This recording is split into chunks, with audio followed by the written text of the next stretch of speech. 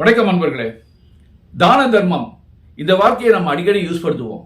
ஆனா உண்மையில தானம் வேற, தர்மம் வேற. ரெண்டுத்துக்கும் வித்தியாசம் இருக்கு. என்ன வித்தியாசம்? தானம்ங்கிறது மற்றவங்களுக்கு உதவி தேவைப்படும் போது அவங்க கேட்டு அவங்க யாசிச்சு அப்புறம் நாம பண்றது, அதுதான் தானம். அது புண்ணியம் லிஸ்ட்ல சேராது. ஆனா தர்மங்கிறது என்ன?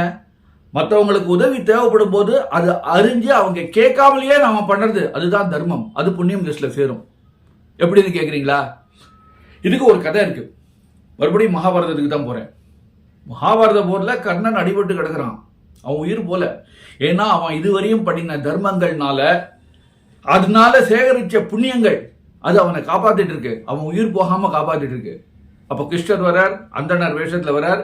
நீ பண்ணின தர்மத்தினால நீ சேகரிச்சு வச்சிருக்கே இந்த புண்ணியங்கள், அந்த புண்ணியங்கள் எல்லாத்தையும் என்கிட்ட கொடுத்துரு அப்படிங்கிறார். கர்ணன் யோசிக்கவே இல்லை, கொடுத்துட்றான். கொடுத்தோன்னா அவன் உயிர் போயிடுறது. இது கதை நமக்கு தெரியும். கர்ணனுடைய உயிர் போனோன்னா அவன் மேலோகத்துக்கு போறான். அங்க அப்பா சூரியன் அவர் பரம்பொருள் கிட்ட கூட்டு போறாரு.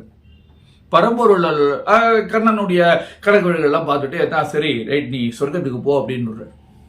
சரி, இப்போ சூரியனுக்கு ஒரு மனக்குறையை விட ஒரு கோபம். தம் பிள்ளைக்கு பெரிய அநீதி வழங்கப்பட்டிருக்கு அப்படிங்கிற கோபம். சாதாரணமாக நமக்கெல்லாம் கோபம் வந்தாலே அப்படியே உஷ்ணத்தில் தவிப்போம். சூரியனுக்கு கோபம் வந்தா அவ்வளோதான், அந்த உஷ்ணம் தாங்கலை. ஜனங்கள்லாம் அந்த வெப்பத்தில் ரொம்ப அவசப்படுறாங்க.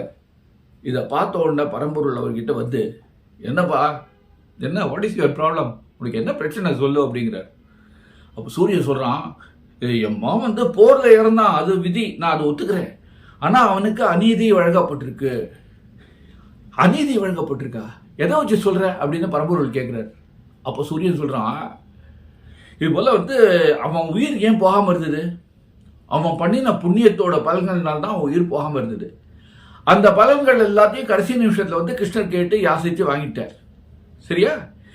யாசிச்சு அவர் வாங்கும்போது கர்ணன் கொடுத்தானே, தன் புண்ணியங்கள் எல்லாம் கொடுத்தானே, அந்த கொடுக்கறதுலயே மறுபடியும் அவனுக்கு புண்ணியம் சேர்ந்து கொடுத்து எப்படி அவன் உயிர் போச்சு அப்படிங்கிறார். அநீதி தானே அப்படிங்கிறான்னா அப்போ பரம்பொருள் சிரிக்கிறார்.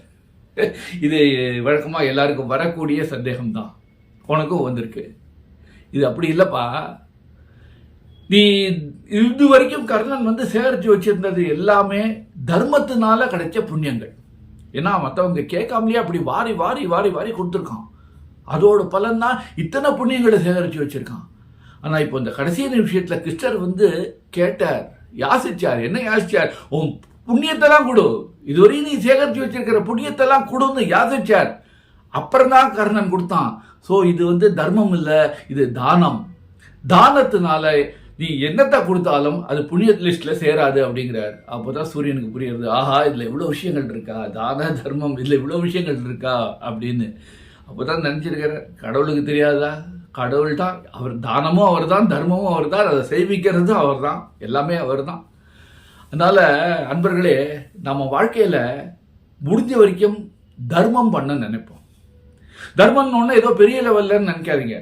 நம்ம சக்திக்கு உட்பட்டு நம்மளால என்ன முடியுமோ சின்ன சின்ன தர்மம், சின்ன சின்ன விஷயங்கள் அதை பண்ணுவோம். ஒரு நாளைக்கு ஒருத்தருக்கு ஒரு சின்ன பிரெட் வாங்கி கொடுப்போமே, ஒரு பிஸ்கெட் வாங்கி கொடுப்போமே, அதுவும் தர்மம் தான். அவங்க கேட்காமையே வாங்கி கொடுக்கறது தர்மம் தான்.